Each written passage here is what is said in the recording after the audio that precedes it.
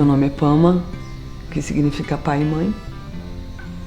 Sou mãe de 38 crianças, que fui adotando sem nenhum planejamento mental, mas que fui acolhendo no meu coração. E nós vivemos juntos na comunidade Nova Terra, que pertence ao Núcleo de Serviço Crescendo.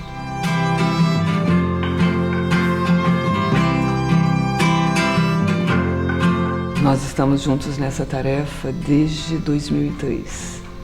O Crescendo existe desde 1993. Em 2003, nós tivemos o primeiro grupo de crianças que constituiu esse grupo familiar diferente, né? Mas onde nós nos sentimos irmãos.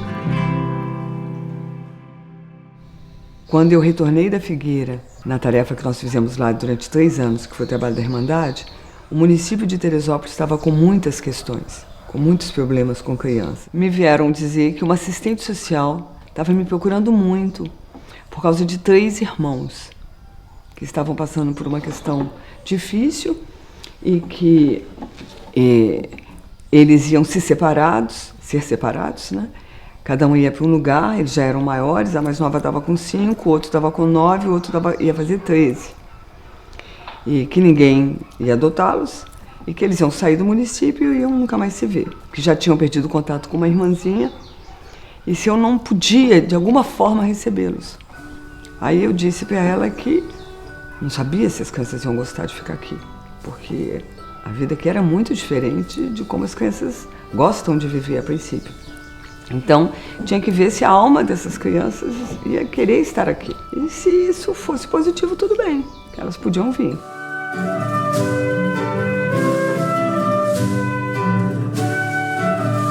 Elas vieram acolhidas pela instituição, pelo Crescendo. E aí nós começamos um trabalho. E eu tinha uma angústia dentro de mim, por elas estarem ainda institucionalizadas. Toda noite, quando eu ia dormir, eu ficava assim, o que mudou na vida dessas crianças? Elas só mudaram de instituição. Será que isso é suficiente para que elas percebam e transformem algumas coisas dentro de si, que elas consigam transpor todo esse sofrimento, ficarem mansas diante de tudo e ficarem no bem? Eu tinha essa angústia. E percebia que para o grupo também, o grupo tinha elas como estranhas, como crianças que tinham chegado e que geravam problemas. E os colaboradores, quando vinham aqui, se relacionavam com elas como crianças orfandadas. E tinham pena delas. Um sentimento que elas já conheciam muito, porque elas tinham vivido em orfanato, em abrigo. Aí quando foi em dezembro, um presidente de um abrigo em Teresópolis me ligou perguntando se algumas crianças não poderiam passar o Natal aqui. Aí eu disse para ele que a gente nem tinha festas de Natal, essas coisas assim, que não ia ser, as crianças não iam encontrar muita coisa. Aí ele disse, mas só delas saírem daqui já tá bom. Eu disse, então mande. Ele disse, quem? Eu disse, quem você quiser. Ele falou, não, escolhe. Porque eu já tinha ido nessa instituição 2 vezes. Aí eu disse, bom, quando eu fui aí a última vez, tinha uma que correu e me abraçou pelas pernas, com uma outra menor, uma delas 2. E tinha uma sentada lá no cantinho, de cabelo encaracoladinho, estava brincando. Mande esta. Quando eu falei dessa, ele começou a chorar, no telefone. Aí ele me disse, mas ela tem paralisia cerebral. Eu disse, o que tem? Pode mandá-la. Aí veio quem hoje é a Ioana, Angélica, e a irmãzinha que seria da Angélica, que não ficou conosco.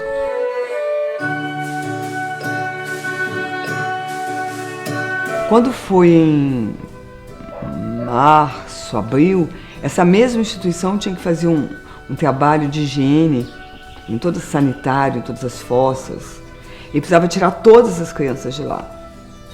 E tinham 3 crianças que ele ainda não tinha, 2 crianças que ele ainda não tinha conseguido dirigi-las para algum lugar. E ele me perguntou se ele poderia mandar essas crianças para cá. E aí vieram 2 meninas. que eram Ágata e Chiara, a irmã dela. Quando foi em setembro, eu fui à instituição também por alguma razão, tinham 4 crianças pequeninas sentadas numa mesinha de criança comendo. Eu fiz algumas perguntas sobre elas e a Mel era uma dessas crianças, ela estava com 4 anos. Falei, deixa essa menininha ficar lá comigo enquanto ela está esperando. E aí eu trouxe a Mel. Aí fizeram os primeiros 9.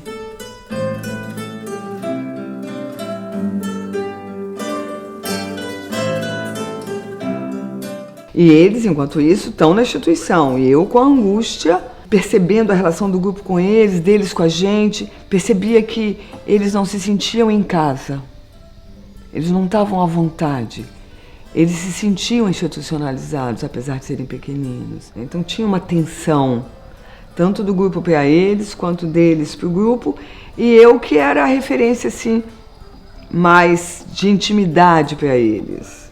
Mas mesmo assim, eu era apenas a presidente da instituição, né, a coordenadora geral, e eu tinha isso ficava dentro de mim enquanto tudo estava acontecendo. Aí eu resolvi conversar com a juíza, partilhar essa angústia que eu sentia. E aí eu disse, doutora Inês, tem alguma coisa errada. Tem alguma coisa errada. O tipo de relacionamento que as crianças estão estabelecendo conosco e nós com eles não vai fazer, não vai curar o que podia curar. Sim, porque eles não estão inteiros e nós também não estamos. Não tem amor. Tem quase que um favor. E eles não têm opção, então eles não têm mais escolha. Aí ela disse para mim assim, adote. Eu falei, como? Ela falou, adota eles. Eu falei, eu posso? Ela disse, sim. Vim para casa, chamei eles, fiz a pergunta, eles riram daqui a aqui. Ágata, Chiara, Iaco, Francesco, Catarina, Bernardo, Angélica, Mel e a Ioana.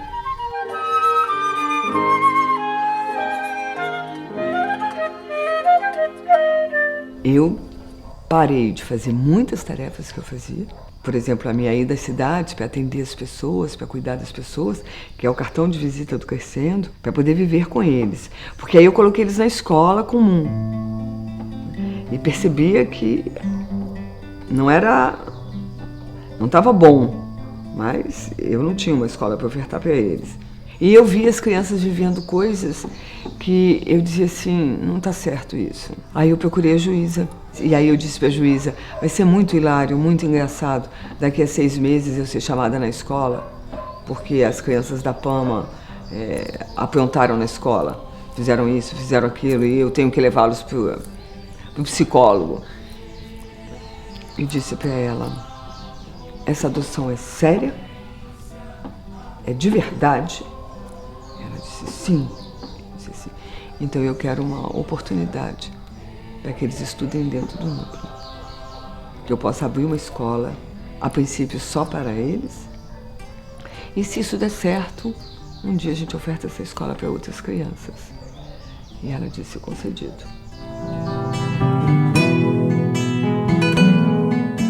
E eu sou psicóloga, sou psicoterapeuta. E quando eu fiz o primeiro movimento para vir para o núcleo, é exatamente porque eu acredito que a grande chave, assim, da cura está no dia a dia e está na convivência. Como o ser humano não prestou atenção nisso, a convivência se tornou o elemento da doença. Mas é porque a nossa consciência não participa da convivência. Mas se essa consciência for um instrumento maior dessa convivência, ela é um grande cenário da cura. É ali que a gente compreende todo esse universo, né? Nessa experiência simples do dia a dia. E eles tinham que ser incluídos nessa experiência. Preciso amar de menos a mim e mais atento. Preciso amar atento. Como nós temos vários grupos de irmãos biológicos, os 7, os 3, os outros 3, há uma tendência deles 3, naturalmente, ou deles 7, se sentirem irmãos. né? E criar entre eles uma relação diferente, mais profunda, de mais confiança. Não há por que viver, se não pra crer e ser crescendo, sendo. E eu dizia para eles, é uma vida diferente, mas é uma família. Todos são irmãos, todos são irmãos. Agora eles precisavam sentir isso, viver isso, né? Estarem no dia a dia com todas as pessoas, não só com a Pama. A Pama era agora o pai e a mãe deles. Preciso amar. Tanto que alguns me perguntam assim, eu posso te chamar de mãe?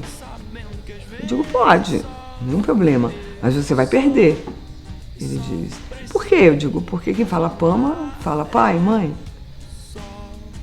Se você quiser ter sua mãe, você pode falar mãe. Mas Pama te dá o pai e a mãe. E eles optaram pelo Pama. Amar e equilibrar.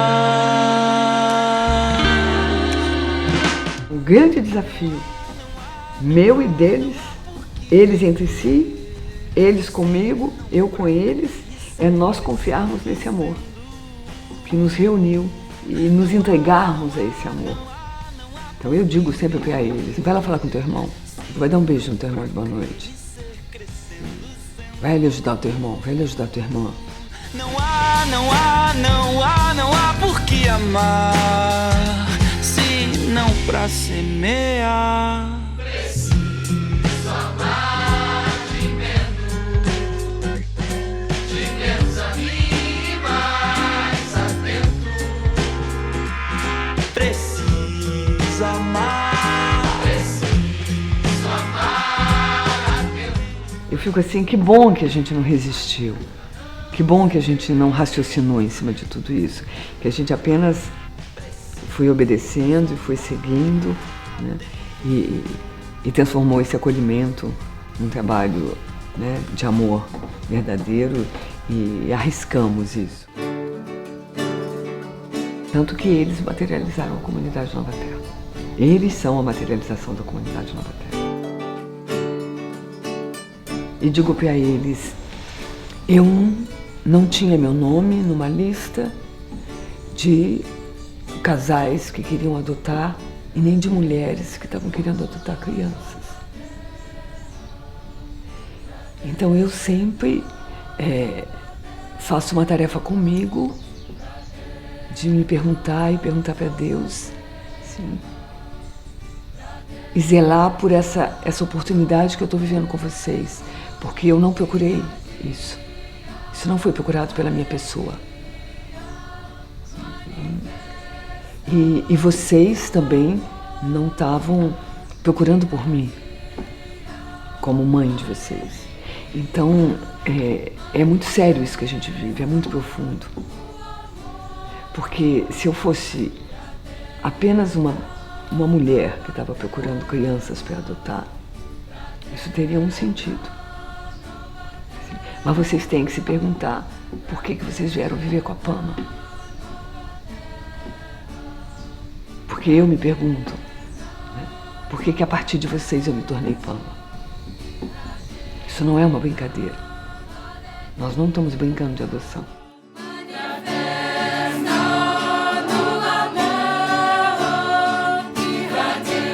E eu digo para eles sempre, eu amo vocês. Eu não tenho a menor dúvida de que eu amo vocês. Sim, e que eu tenho uma relação com o ser de vocês, com a alma de vocês.